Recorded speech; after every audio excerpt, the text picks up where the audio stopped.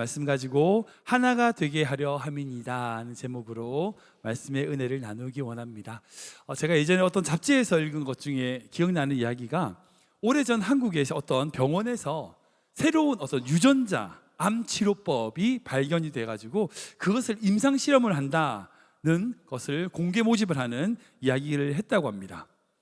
유전자 연구로 만들어진 새로운 약이기 때문에 사실 이게 어떻게 될까 걱정이 많아서 사람들이 올까 했는데, 놀랍게도 2,000명이나 되는 사람들이 지원했다는 거예요. 오히려 병원 측, 그 연구진 측에서 오히려 더 그 곤란을 겪었다고 합니다. 2,000명이나 되는 사람들이, 그 말기와 암 환자들이 어떻게든 지푸라기로도 잡고 싶은 마음으로 그 임상 실험에 동참한 거죠.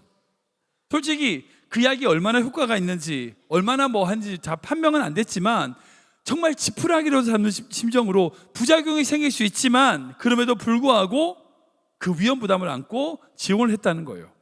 여러분, 왜 그랬을까요? 이유는 한 가지죠. 이유는 한 가지입니다. 그만큼 그들이 절박했기 때문이에요. 솔직히 우리는 언제 죽을지 모르니까 이렇게 편안하게 사는 거죠. 만약 여러분들이 언제 죽을지 안다, 몇 년, 몇 월, 며칠, 몇 시 뭐 이렇게 죽는다, 여러분 그거 알면 어떤 마음이 드실 것 같으세요? 물론 어떤 분들은 담담하게 막 그 죽음을 받아들이고 차분하게 인생을 정리하며 죽음을 맞으시는 분들도 계실 수 있겠지만, 대부분은 그 죽음을 두려워할 겁니다. 저도 마찬가지 같아요. 예수님의 이 오늘 말씀은요, 예수님의 대제사장적 기도라고 불리는 내용입니다. 즉 예수님께서 십자가에 달려 돌아가시기 전 마지막으로 제자들에게 우리를 위하여 기도하시는 내용이에요. 생각해 보세요. 예수님은 지금 죽음을 알고 계세요. 죽음을 앞두고 있습니다. 그리고 그 죽음이 어떠한 죽음인지도 정확하게 알고 계셨어요.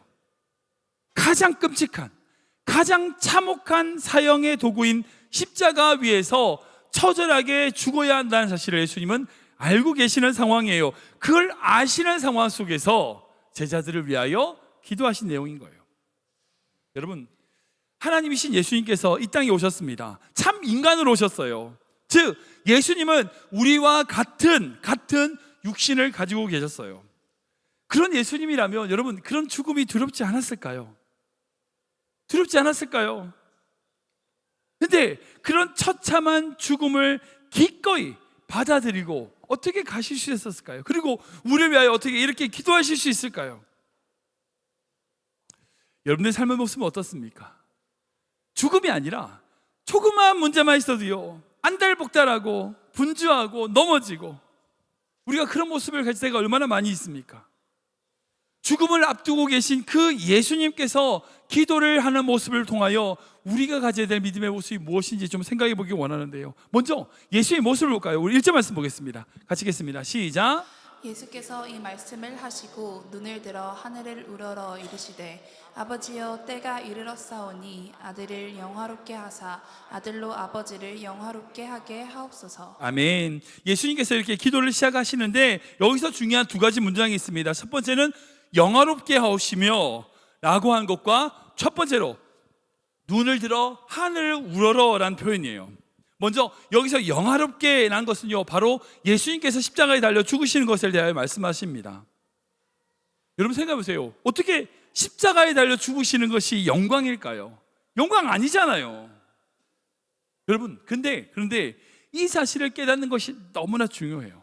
분명 십자가는 수치고요, 고통이고요, 인간이 도저히 감당할 수 없는 충격적인 사실입니다. 사건입니다. 참혹한 사건이에요. 그런데 그 십자가를 통하여 열리게 될 구원의 문, 그 십자가를 통하여 구원받게 될 수많은 영혼들을 보하여 본다면 그 십자가는 영광이에요. 예수님이 나를 영화롭게 하옵시며 라고 할 때 그 영광은요, 그 보이는, 눈에 보이는 수치와 죽음과 고통이 아닌 그 너머에 있는 수많은 영혼들을 구원하시는 하나님의 계획과 뜻을 본 거죠. 그러기에 예수님은 그 기도를 하시기 전에 어떻게 합니까? 눈을 들어 하늘을 우러러 보셨어요. 그리고 기도하신 거예요. 여기서 눈을 들다는요, 헬라어로 에파이로라는 단어인데, 이거는 그냥 들린다, 그게 아니라 인위적으로 들어 올렸다는 거예요. 의도적인 행위를 뜻한 겁니다. 즉 예수님께서는요, 의도적으로 눈을 들어 올려서 하늘을 우러러보신 거예요. 여러분, 정황적으로 지금 이때는 어떤 때예요? 밤이죠. 예수님께서 성만찬을 하시고 세족식을 하시고 잡비 시기는 새벽까지 그 밤 시간인 것으로 추정할 수 있습니다. 밤에 뭐 보여요? 하늘 보면 안 보이죠. 뭐 물론 별이 보이겠지만 아무것도 보이지 않는 그 캄캄한 밤하늘 눈을 들어 본다. 별 보려고 눈 드셨을까요? 달 보려고? 아닙니다. 모든 역사를 주관하시는 하나님을 바라본 거예요. 예수님께서 공생의 기간에 이렇게 눈을 들어서 기도하시는 장면이 몇 번 등장합니다. 마가복음 7장을 보면 예수님께서 귀 먹은 자를 고치실 때 눈을 들어 기도하시고 고치시는 모습을 볼 수 있어요. 요한복음 11장을 보면 죽은 나사로를 살리실 때 하늘을 향하여 눈을 들어 보시고 기도하시는 모습이 있습니다. 뿐만 아니라 마태복음 14장을 보면 예수님께서 오병이어 보리떡 5개와 물고기 2마리로 수천 명을 먹이시는 기적을 하시기 전에 하늘을 우러러보시면서 기도하는 모습을 볼 수 있어요. 즉 예수님은 결정적인 순간마다 눈을 들어서 하늘을 우러 바라보시면서 자신의 사역과 자신의 삶을 이어가셨던 것을 볼 수 있어요. 여러분, 오늘 본문도 마찬가지예요. 예수님이 지금 죽음을 목전에 두고 있습니다. 이제 수치와 고난의 십자가를 앞두고 있어요. 그때 다시 눈을 들어 하늘을 바라보고 계세요. 십자가를 두려워하거나 회피하지 않으셨습니다. 여러분, 그 이유는요, 바로 예수님께서 눈을 들어 하나님을 바라보고 계셨기 때문이라는 거예요. 여러분, 우리의 신앙이 뭘까요? 우리 믿음이 뭘까요? 그 눈을 들어 바라보는 겁니다. 힘들고 어려운 그 문제에 함몰되는 것이 아니라 그 속에서 눈을 들어 하나님을 바라보는 것. 여러분, 그 하나님을 바라볼 때에 그 고난 뒤에 있는 주님의 영광을 보는 거예요. 지금 나에게 보는 것은 보잘것없는 거지만, 그거 정말 아무것도 아닌 것 같지만 그 뒤에 계시는 주님의 영광을 보는 눈, 그것이 바로 믿음의 눈인 거예요. 여러분, 그러기에 눈을 들어 하나님을 바라볼 때에 우리는 끝까지 담대하고 겸손한 그리스도인이 될 수 있는 거예요. 당장 눈앞에 있는 것에 좌우되지 않을 거예요. 제가 말씀을 준비하다가 오늘 목사님 설교에서 이 귀한 간증 어떤 이야기를 듣게 됐습니다. 1930년대에 일본에 나가노 목사님이라는 분이 계셨어요.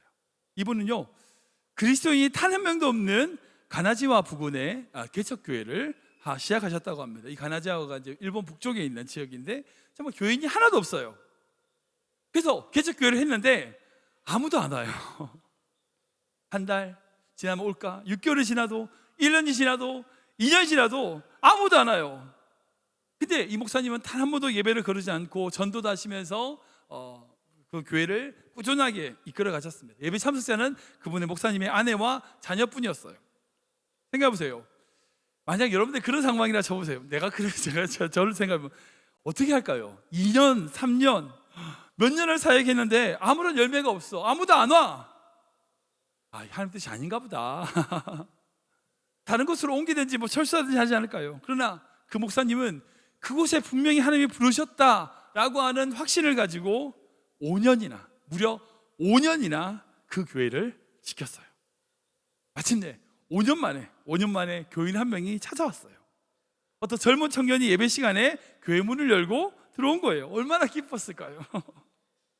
그 청년과 함께 정말 처음 기쁜 예배를 드리고 나서 힘든 삶이지만 예배 끝나고 변변한 음식이 아니지만 같이 음식을 차려놓고 그 청년을 대접을 했습니다.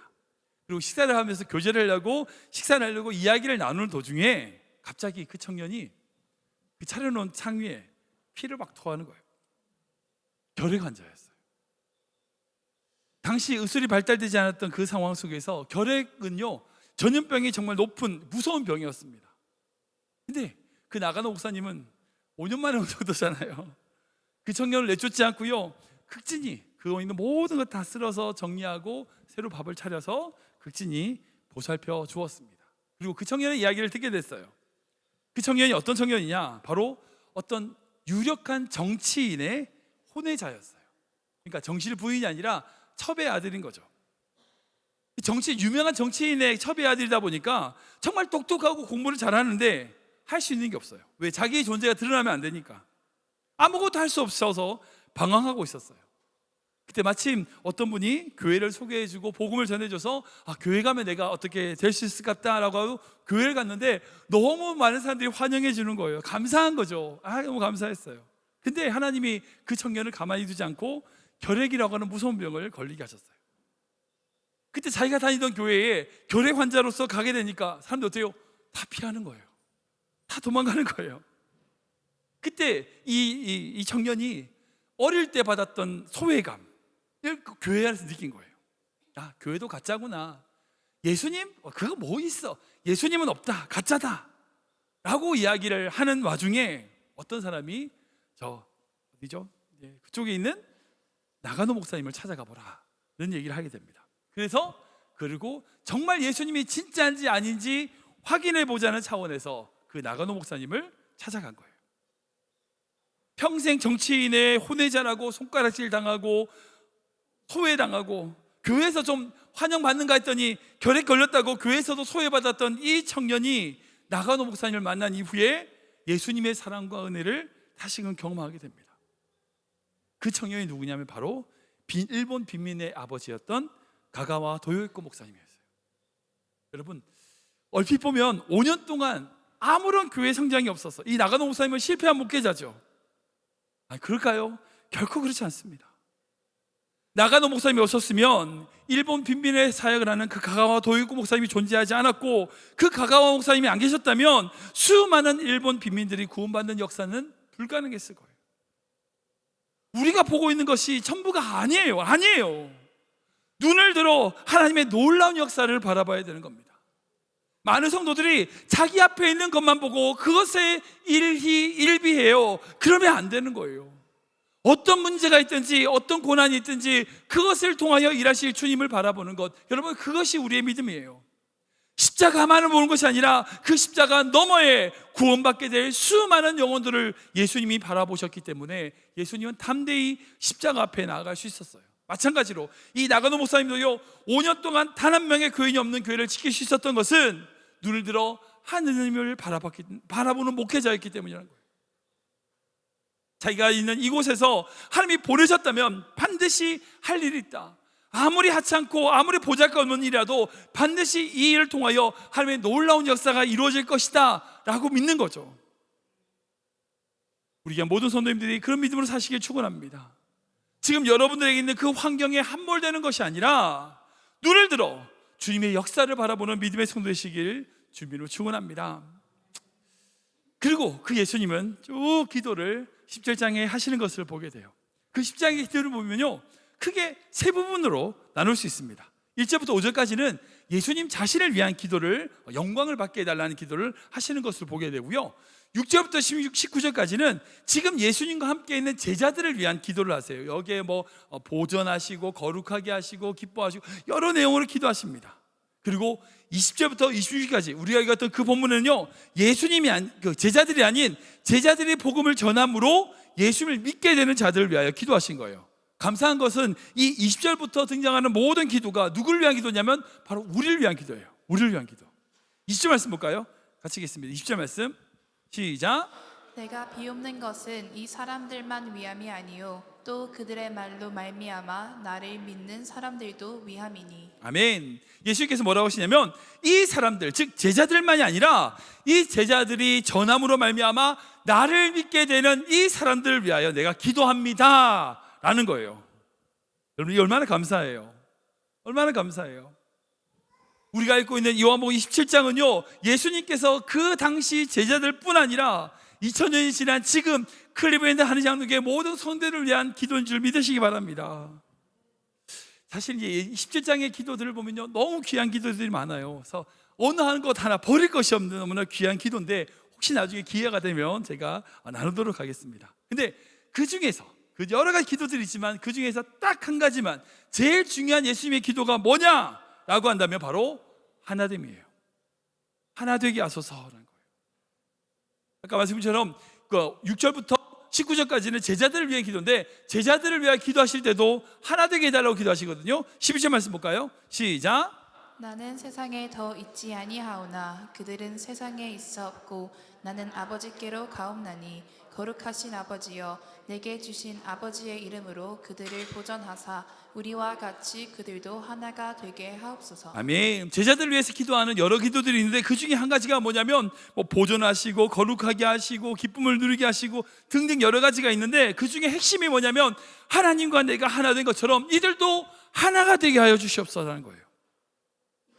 그리고 20절부터 26절까지의 모든 성도들 위한 그 기도를 보면요, 핵심은 그거예요. 하나 되는 거예요. 우리 20절 말씀 볼까요? 같이 읽겠습니다. 시작. 내게 주신 영광을 내가 그들에게 주었사오니 이는 우리가 하나가 된 것 같이 그들도 하나가 되게 하려 함이니이다. 아멘, 아멘. 예수님은요, 이 죽음을 앞두고 제자들을 위하여 특별히 모든 믿는 자들을 위하여 기도하실 때에 그 기도의 핵심은 바로 하나 되게 해달라는 것이었어요.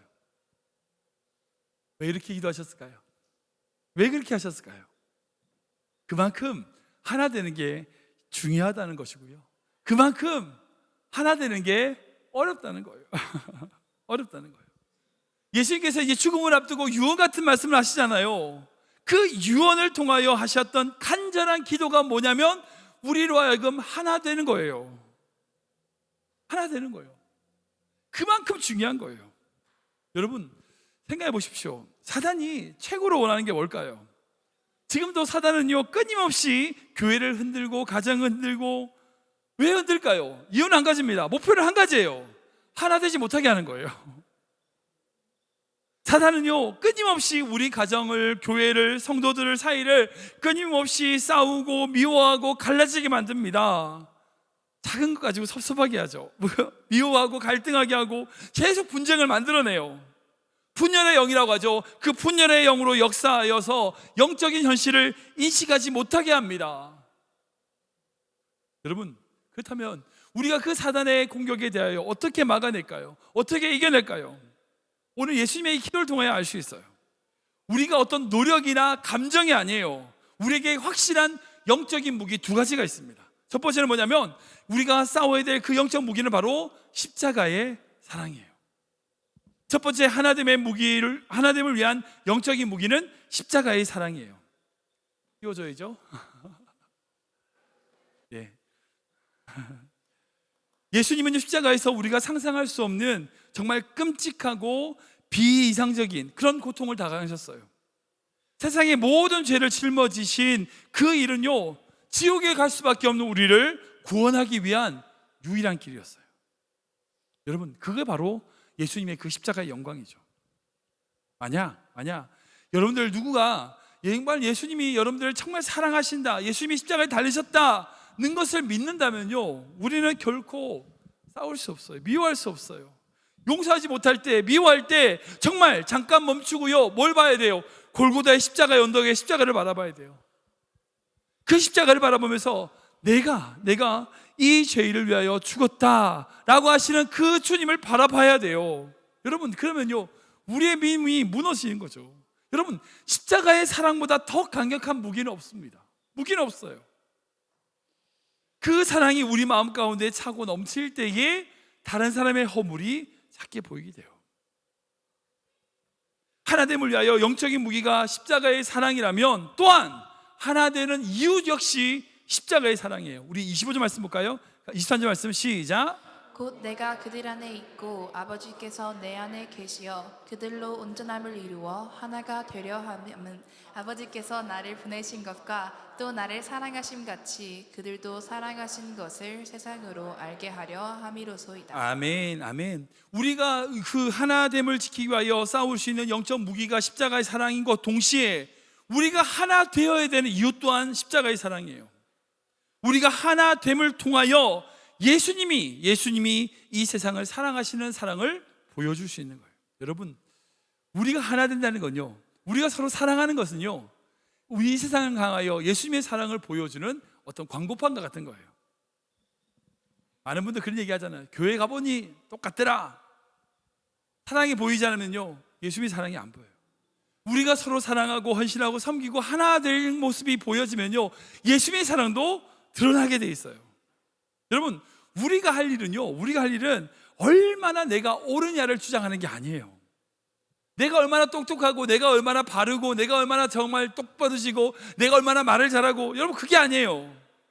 예수님의 십자가를 드러내는 그 방법은 복음을 얼마나 논리적으로 정연하게 설명하는 것이 아니라 우리가 서로 하나 되는 거예요. 하나 될 때에 우리 안에 하나님의 예수님의 그 십자가의 사랑이 드러나게 되어 있어요. 우리가 사랑함으로 십자가의 사랑을 드러내는 것, 세상으로 알게 하는 것, 여러분 그게 우리에게 중요한 사명인 거예요. 그 하나 됨을 통하여 정말 예수 그리스도의 십자가가 그 사랑이 드러나게끔 만드는 것이 바로 복음인 거죠. 두 번째로요, 하나됨을 위한 영적인 무기는 뭐냐? 바로 예수님의 임재라는 거예요. 지금 우리와 함께 하시는 예수님을 인식하는 거예요. 여러분, 예수님이 여러분들 사랑하심을 믿으십니까? 여러분 함께 하심을 믿으세요? 만약 함께 하심을 믿으면요, 내가 지금 옆에 있는 그 사람과 하나 되지 못하는 그 사단의 공격을 막을 수 있어요. 싸울 수 있어요. 지금 내 안에 동행하시는 그 주님을 느낀다면 결코 우리는 다른 사람을 정죄하거나 판단할 수 없어요. 못해요. 그러기에 지금 예수님이 우리 안에 계심을 고백하는 거죠. 우리 20 말씀 볼까요? 같이 읽겠습니다. 시작. 아버지여, 아버지께서 내 안에, 내가 아버지 안에 있는 것 같이 그들도 다 하나가 되어 우리 안에 있게 하사 세상으로 아버지께서 나를 보내신 것을 믿게 하옵소서. 아멘, 아멘. 요한복음 14장부터 17장까지 그 예수님의 마지막 설교와 기도의 전반적인 내용을 딱 하나로 요약하면 주님이 내 안에 계시다는 거예요. 내가 주님 안에 있다는 거예요. 그게 포도나무 비유고요, 오늘 말씀도 마찬가지예요. 20절부터 22절까지 모든 말씀이 딱 하나예요. 우리가 하나 되는 것이 바로 주님 안에 거한다는 거예요. 사랑하는 여러분, 우리 예수님의 임재가 나의 어떤 것보다 제일 중요해요. 그분의 갈등 무언지 아니라 오직 예수님 안에 거할 때에, 그 임재 안으로 갈 때에 여러분 모든 문제들이 사라지는 거예요. 제가 이미지 하나를 준비했는데 어떤 교회에 8명의 성도들이 있다 쳐요. 이렇게 있습니다. 여러분, 인간관계라는 건요 상대적이에요. 예를 들어서 내가 누군가가 친해졌다, 그러면 반대로 누군가가 멀어질 수밖에 없어요. 두 번째 이미지가 그거거든요. 만약에 1과 2가 친해지면요 반드시 2와 3은 멀어질 수밖에 없어요. 1과 8은 멀어져요. 왜냐하면 사람이니까. 그렇잖아요. 사람은 누군가 가까워지면 누군가에게 소외해질 수 있어요. 인간관계는 그래요. 그러면 하나 된다는 건 뭘까요? 네, 벌써 띄우시네. 아니요, 다 봤어요. 네. 모든 사람이 하나님께 가는 거예요. 그러면 모든 관계는 가까워져요. 하나 된다고 해서 여러분들 이 말씀을 가지고 내가 누구랑 친하게 지내야지 그 말이 아니에요. 나를 미워한 사람한테 용서해줘야지 그 말 아니에요. 하나 된다는 건요, 내가 누군가랑 더 친하게 밥도 먹고 놀이도 하고 어떻게 게임도 하고 그렇게 하는 얘기가 아니에요. 주님께로 가까이 나가야 돼요. 그 사람과 가까워지면 반드시 누군가는 멀어질 수밖에 없어요. 우리는 주님께로 가까이 나가야 돼요. 그게 바로 예수 그리스도의 그 임재 안으로 모든 사람이 나아가면 여러분 그 교회는 정말 하나 되는 교회가 될 수밖에 없는 거죠. 하나 된다는 것은요 정말 예수님의 그 임재 앞으로 나아가는 것을 하나됨이라고 얘기할 수 있는 겁니다. 나와 생각이 다르고요, 사역의 방법이 다르고요, 내가 좀 이해가 안 되고요, 마음이 상하고요, 나에게 섭섭하고요, 그래도 우리 모두가 다 주님께로 나아가면 해결돼요. 주님의 임재 앞으로 나아가면요 그 모든 문제들은요 정말 사소한 문제가 돼버려요. 아무것도 아니게 돼버려요. 우리 모든 성도님들이 주님께로 가까이 나아감으로 하나됨을 지키는 귀한 믿음의 교회, 정말 믿음의 가정 되시길, 성숙된 성도 되시길 축원합니다. 말씀을 정리하겠습니다. 사랑하는 여러분, 예수님이 우리를 사랑하심을 믿으십니까? 네, 이게 참 중요하죠. 이게 우리 신앙의 제일 근본되는 믿음이에요. 예수님은요 그 사랑을 보여주시는 게 어떻게 보여주셨어요? 십자가로 보여주셨어요. 내가 너를 이만큼 사랑한다, 이게 십자가예요. 그리고 그 사랑이 우리 안에 있도록 기도하셨어요. 우리 마지막 절인 26절 말씀 볼까요? 같이 읽겠습니다. 시작. 내가 아버지의 이름을 그들에게 알게 하였고 또 알게 하리니 이는 나를 사랑하신 사랑이 그들 안에 있고 나도 그들 안에 있게 하려 함이니이다. 아멘. 요한복음 17장의 그 예수님의 대제사장식 기도는요, 이렇게 마무리됩니다. 예수님께서 말씀하시길 그들이 나를 알았기 때문에 나를 사랑하신 그 사랑이 그들 안에 있고, 첫 번째로 예수님의 그 사랑이 그들 안에 있고, 그로 말미암아 예수님이 그들 안에 있는 거예요. 이 말씀 분석하면요, 결국 예수님의 사랑 안에 거하는 것이 바로 예수님 안에 거하는 거예요. 이것이 바로 우리가 주님과 함께 거하는 것의 완성이에요. 그러기에 하나님의 사랑이 우리 안에 있다는 것과 그 사랑 자체이신 예수님이 우리 안에 계시다는 것은요, 사실상 같은 말인 거죠. 완전히 우리가 하나님의 사랑 안에서 그분과 하나가 되기에 예수님과 하나가 되기에 다른 모든 사람을 용납하고 사랑하고 헌신하며 그 하나됨이 확장되어 나가는 것, 여러분, 그게 교회예요. 그게 가정이에요. 함께 예배하며 함께 주님의 얼굴을 바라볼 때에 서로를 위하여 기쁨과 슬픔을 느끼기도 하고요, 우리 안에 계신 그 예수님의 주님이 계시는 것을 함께 바라볼 때에 주님이 그것을 기뻐하시는 거예요. 여러분, 주님이 우리를 통해서 기대하시는 건 바로 그거예요. 우리 모든 성도님들이 정말 주님이 원하시는 그 사명, 하나됨의 그 목표를 이루어 나가며 정말 기뻐하시는, 주님이 기뻐하시는 귀한 믿음의 공동체, 믿음의 가정 되시는 성도 되시길 주님으로 축원합니다.